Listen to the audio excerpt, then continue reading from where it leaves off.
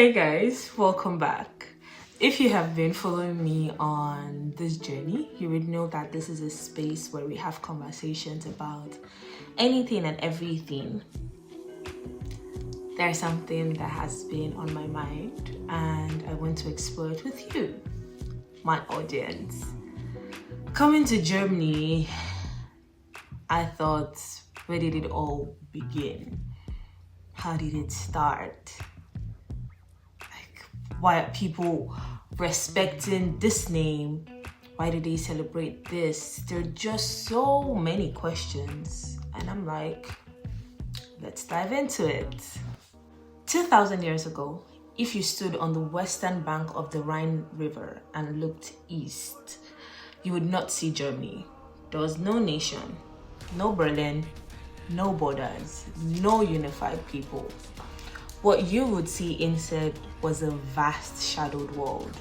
Forests stretching for hundreds of miles, rivers cutting through cold, dark valleys, scattered settlements hidden deep within the trees, and people, many people, living not for the country, but for their clan, their chief, and their warriors. To the Romans, this land had a name, Germania. But Germania was not a country, it was a frontier. And frontiers are where history begins.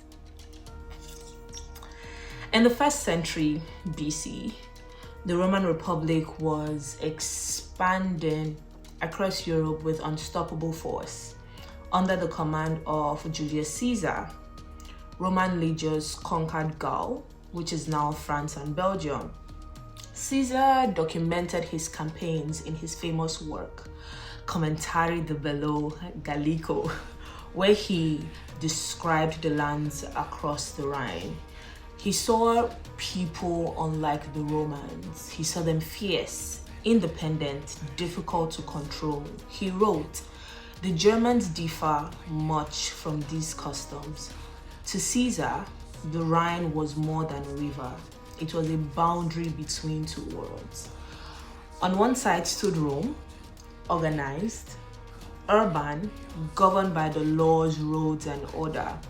On the other side, something older, a land of tribes. But the people Caesar called Germany were not one people, they were many.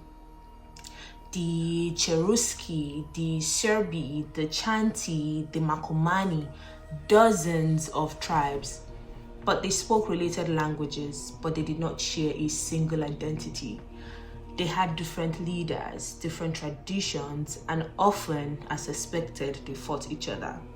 The idea of a united Germany did not exist. It wasn't even a dream.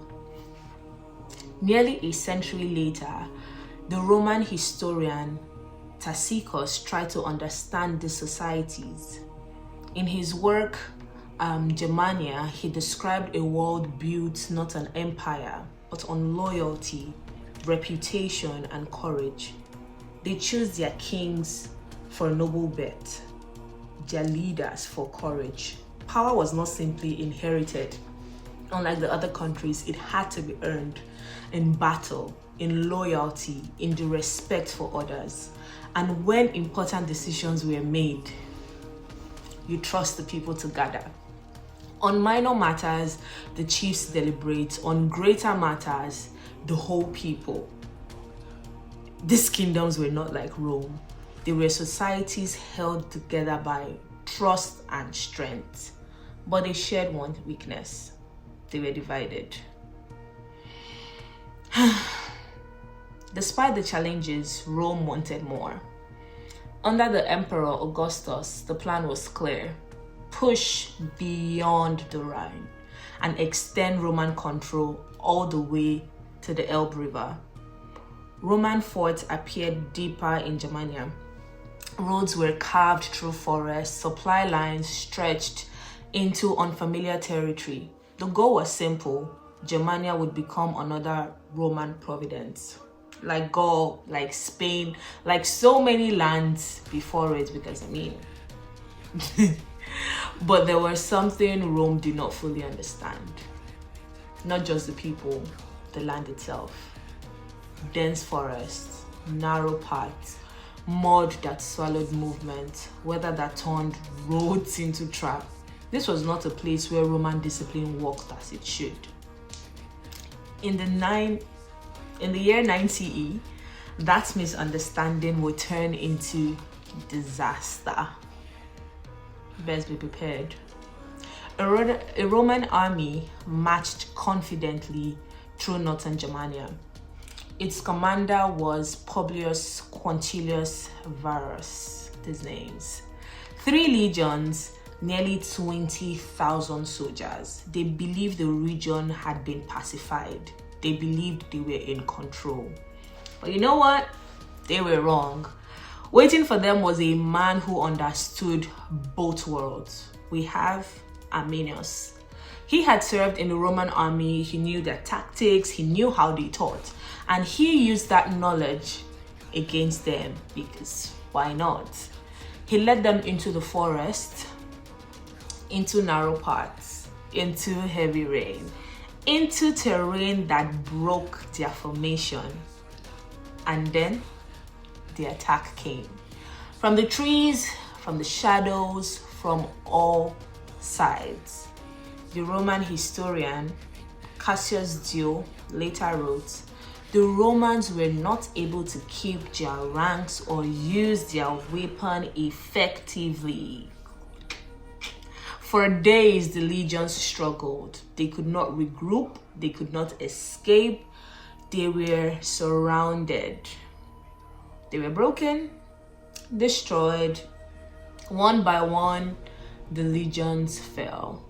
Varus, realizing defeat was inevitable, took his own life, then of course face his. When the news reached Rome, it shook the empire. The historian Suetonius tells us that Augustus cried out, Varus, give me back my legions. After that moment, Rome changed. It did not abandon the frontier completely, but it stopped trying to conquer all of Germania. The Rhine and Danube became the boundaries of Roman world. Fortifications rose, walls, watchtower, and defensive lines known as the limes. But this was not a closed border. It was a living frontier. Trade continued, ideas moved, people crossed between worlds. Germanic warriors served in Roman armies. Roman goods reached deep into tribal lands. And over time, something began to change. New identities started to form. We have the Franks, the Alemanni, the Saxons, the Bavarians, the Thuringians, names that still exist on the map of Germany today. And this is where the real story begins, because Germany did not begin as a nation. It began as a border, a meeting point between worlds. Rome, with its order and empire, and the lands beyond, independent, divided, and unconquered. From this frontier, one group would rise above the others.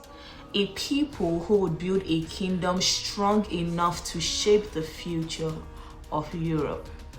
What were they called? They were called the Franks. And their story is where Germany truly begins. I don't know about you, but I can't wait till next week, episode 2.